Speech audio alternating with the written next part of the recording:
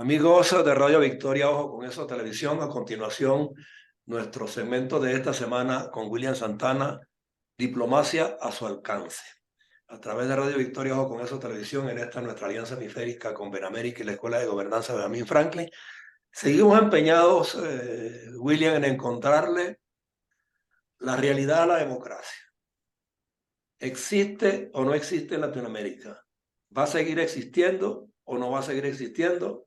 ¿La perdimos y estamos a tiempo de rescatarla? No sé, porque los factores de violación de los derechos humanos, por un lado, de corrupción galopante en todas partes, y al mismo tiempo las diatribas políticas, por lo menos el caso de Venezuela, que no tienen un norte. Todo el mundo quiere ser presidente, yo también, pero no me atrevo porque tengo moral y dignidad. Y en consecuencia, en ese pandemonium politiquero, porque ya no es político, porque política se escribe con P mayúscula, pero la politiquería da para todo. Entonces, frente a esa realidad, ¿qué es lo que podemos nosotros visualizar en un futuro inmediato? ¿Nos enredamos más, nos hundimos más, o de verdad surgirán instituciones y organizaciones políticas con coherencia verdadera en función de un país estable y de un hemisferio en crecimiento? Tú eres Buenos diplomático, tú días, o por lo menos pues estás ligado a ese mundo. O sea, ¿cómo visualizas ese panorama? buenos días, José Antonio. Pues efectivamente eso que tú planteas es la gran preocupación acerca del futuro de nuestra región, acerca del futuro de Latinoamérica en su conjunto. Eh, Justamente esta semana que transcurrió, la organización no gubernamental Transparencia Internacional, la cual tiene muchísima credibilidad, publicó su informe anual acerca de la corrupción en el mundo. En esta ocasión, pues te voy a comentar la parte del informe que se refiere a Latinoamérica, que es el tema que nos va a ocupar. Y voy a comenzar con una frase de su directora, la señora Dalia Ferreira, quien afirma que la corrupción está en la base de todos nuestros fracasos como sociedad. Es una frase muy lapidaria, pero muy cierta, puesto que cuando se observa la infografía y se observan las tablas sobre los niveles de corrupción en esta región, observamos que solamente tres países, esto tiene una escala de 1 a 100, para que se entienda un poco mejor, solamente hay tres países que son Uruguay, Costa Rica y Chile, que están por encima de 50. El resto de Latinoamérica está por debajo de la media, por debajo de ese número. Y los casos más terribles pues, son Nicaragua, Haití y por último Venezuela. Venezuela figura en el último lugar. Este informe, mira, no sorprende, puesto que eso ha sido una constante y ha venido acentuándose, y en esta ocasión uno de los elementos que ha llevado a que haya aumentado ha sido el COVID. Y eso te lo digo porque en el momento en que se presenta esta emergencia, esta situación pandémica, se planteó toda unas políticas mundiales acerca del suministro de vacunas y por un lado y por otra parte, los estados también asumieron medidas autoritarias para contener la pandemia. Esas medidas, por supuesto, en detrimento de muchos casos de los derechos humanos y en detrimento de la democracia. Y eso fue aprovechado por las élites corruptas que negociaron vacunas, insumos, tapabocas. Eso se vio a nivel mundial y aquí en Latinoamérica en particular. Y te pongo un ejemplo que es algo dramático. El único país, por increíble que parezca, que suministró datos acerca de los contratos que se habían realizado para los suministros a fin de controlar la pandemia que había presentado, fue República Dominicana. El resto de los países pasó por alto todo eso, pasó por alto todos los procesos legales internos y por supuesto eso fue la corrupción, eso desató la corrupción a todos los niveles. Pero tú Eh, sabes lo que pasa, William, y te lo voy a decir, no solamente con la pandemia, los gobiernos nuestros en Latinoamérica se acostumbraron a crear el término emergencia para todo, porque en las emergencias normalmente no se cuantifican las inversiones, no se auditan, y por esa vía es por donde se fugan los grandes presupuestos de estas naciones. Por vía de emergencia nadie rinde cuenta, todos los reales desaparecen, dicen que los invirtieron en lo que era y es mentira. Esa es la verdadera realidad de nuestro país. Sí, bueno, así, efectivamente, así fue. Y entonces, fíjate tú, lo que sucede en Latinoamérica no solamente es el simple hecho de que haya que haya políticos corruptos o empresarios corruptos.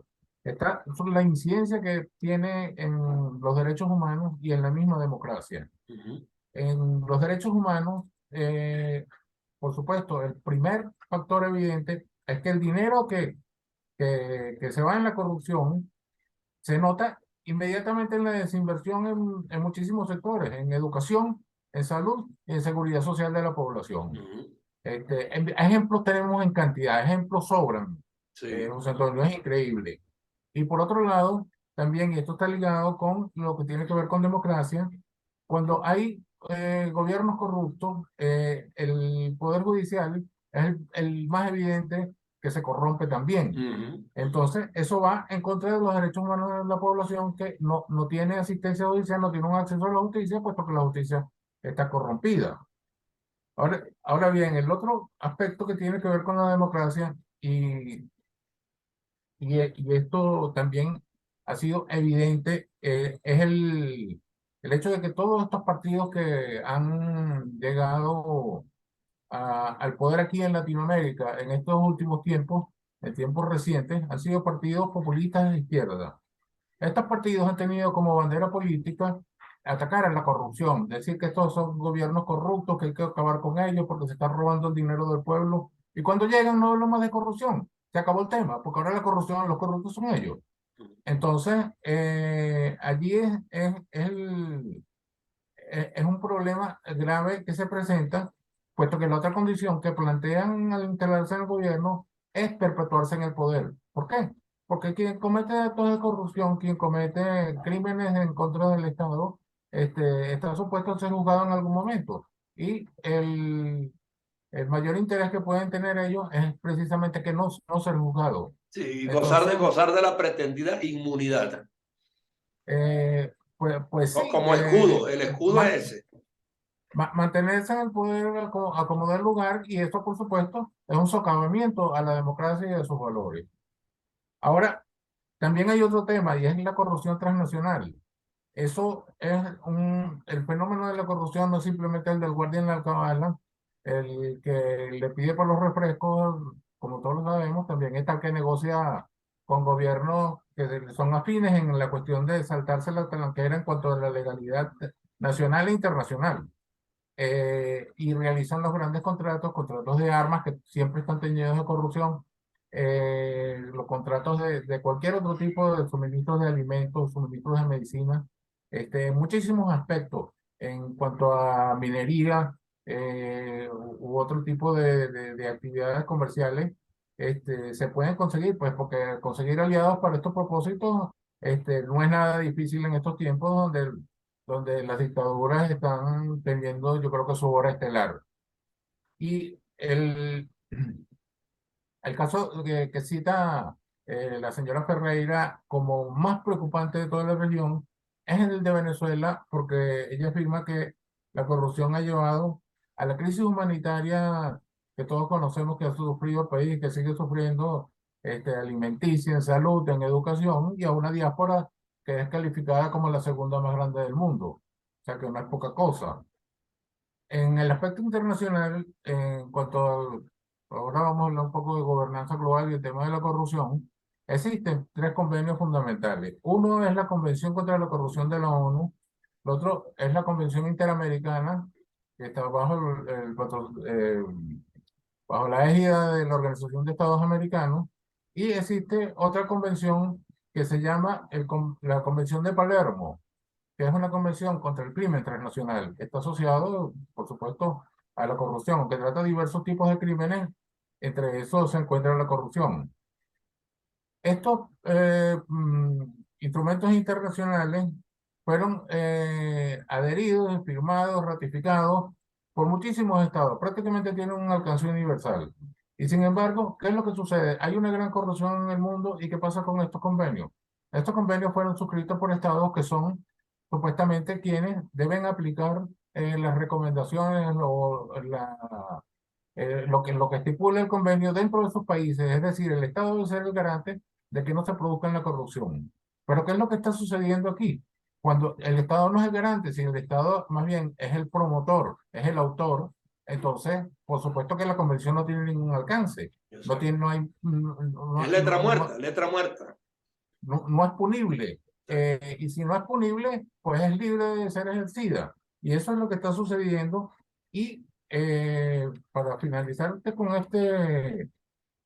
con estos comentarios, el caso de Latinoamérica es mucho más preocupante en estos tiempos por una razón, y es la política.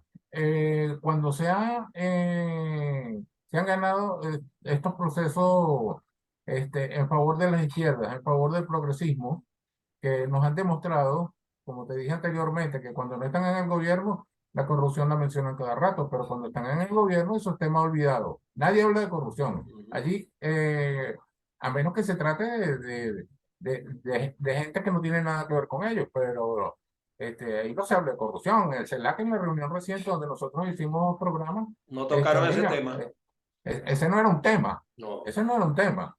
Y ¿qué sucede? Que este reimpulso que existe actualmente, que ya vimos en la CELAC, de estos estrechones de manos y apretones con esos sonrisotas, lo primero que se nos viene a la mente es lo que sucedió hace una década. Brasil, que es aquí el primus inter pares en la región, en el hemisferio sur, está bajo el mando de Lula da Silva, quien fue el promotor La más grande de corrupción todas las latinoamericana actividades, a través de Odebrecht. exactamente, de grandes empresas de infraestructura, y de alimentos y de todo tipo, grandes empresas como las que tiene Brasil, que fueron llevadas de la mano por Lula para corromper prácticamente todos los países en Latinoamérica, porque en todos hubo casos, en todos Sí. hubo intervenciones de Odebrecht. Ese ha sido el escándalo de corrupción más grande de este siglo. Y todos irresolutos. En ningún país se logró Eh, juzgar. No, ¿y quién está preso? ¿Quién pagó por eso? Nadie. El pueblo, los El pueblos, pueblo. así de simple, los pueblos, porque los pueblos se les impide su desarrollo, los pueblos se les impide el acceso a la salud, se les impide el acceso a la educación, Claro. tienen que emigrar. Aquí están las consecuencias, no son evidentes, nada más hay que Sí. ver los números y ya, con eso ya nosotros tenemos un panorama completo de qué es lo que está pasando y de qué es lo que puede por pasar. Y ahí viene también, en parte, respuesta, en gran parte, yo creo, respuesta a tu planteamiento inicial, hacia dónde va Latinoamérica. Un continente que ha tenido, un subcontinente, perdón, América Latina, que ha tenido un retraso respecto al mundo cada vez mayor, incluso una desconexión eh, que pareciera que queda en el olvido de lo que es la evolución que está teniendo el mundo a nivel tecnológico, a nivel científico. No, ya Este, quedamos rezagados en ese campo también. a nivel económico, entonces le agregamos estos elementos, es para preocuparse seriamente. Y eh, por allí encontré una frase que a mí me llamó la atención, no sé si es original de Nayib Bukele, eh, probablemente no, donde él dice, donde nadie roba, alcanza para todo. Y yo creo que ahí se resume en gran parte cuáles son de dónde están ubicados las fuentes de los males que sufre Latinoamérica en estos tiempos. Es que lo hemos dicho históricamente, cuando en una familia el padre es borracho, ninguno evoluciona.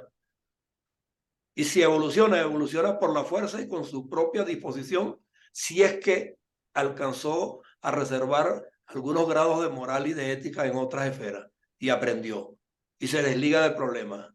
Pero si uno de un montón, así estamos nosotros. unos pocos de un montón, gozándose los presupuestos nacionales de todos estos países. Y otra cosa que encontré que me pareció muy interesante en uno de los trabajos de investigación acerca del tema de la corrupción y su relación con la democracia.